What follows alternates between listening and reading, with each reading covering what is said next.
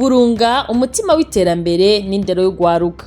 Hari imvugo bavuga ngo igiti kigororwa kikiri gito. Iyo mvugo irimwo ubuhinga n'ubwenge bwinshi cyane mu kurera igihugu n'abagikoreramwo.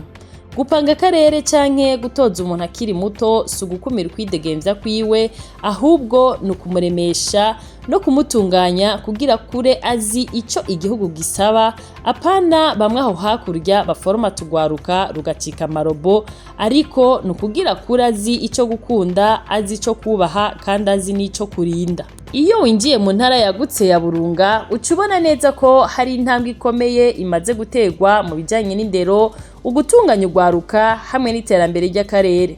Burunga si ahantu hasanzwe, ni ishuri ry'ubuzima n'akarorero k'akaranga keza, ni n'icizere c'ejo heza ku Burundi bwose. Mu bihugu bikomeye kw'isi nk'Ubuhindi, Ubushinwa, Vietnam na za Pakistan n'ibindi vyateye imbere, usanga indero no gutunganya abana n'ugwaruka ari nkingi y'iterambere ryavyo.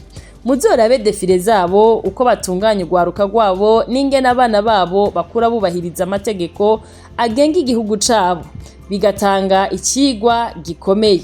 Birerekana ko kubaka igihugu atari amajambo canke ibishobisho, ahubwo ari urugendo rutangurira mu mwana akiri muto. Ivyo umwubahwa araha yigeze kuvuga ko ari ukubapanga bakiri mu nda. Umwana ategerezwa gukura azi ico arico kirazira, gusonera, azi ico igihugu gisigura. Ategerezwa gutahura ko intsinzi itagwa giturumbuka mu minwe canke ngo itogwe mwibarabara, ahubwo intsinzi canke gutsinda bironderwa biciye mu bikorwa, indero, ukwihangana n'urukundo rw'igihugu. Izo zibika zaramagi. Iyo intsinzi umaze kuyishikira ucumenya kuyibungabunga no kuyiteramira, kuko igihugu kiguciye mu myanya y'intoke kaba kabaye. Ni nk'amazi aseseka ntibayore. Mu rugendo rw'ikinyamakuru c'abene gihugu isomo mu ntara ya Burunga, vyarabonetse neza ko ugwaruka rwaho ruriko ruraregwa neza kandi rutunganywa mu buryo butanga icizere c'ejo. Abana n'imisore n'inkumi baho barapangwa, bakaregwa, bakigishwa gukorera hamwe, gukosorana no kubana mu bwubahane.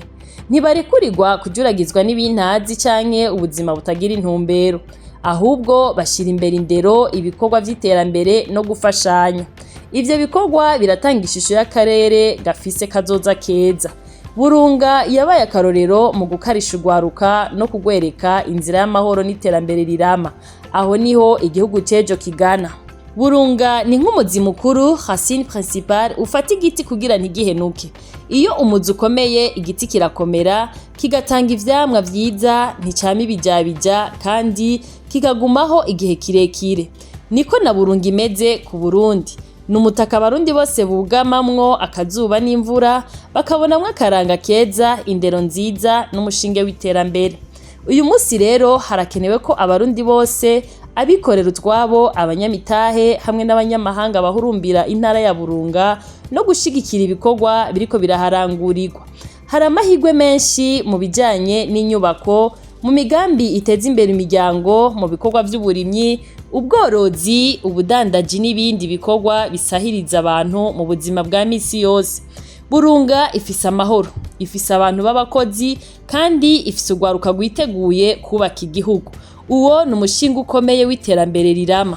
Uwushaka kubona Uburundi bw'ejo heza araza arabe Burunga. Niho hari icizere, niho hari urugero rwiza rwo kubaka igihugu gifise indero, urukundo n'iterambere.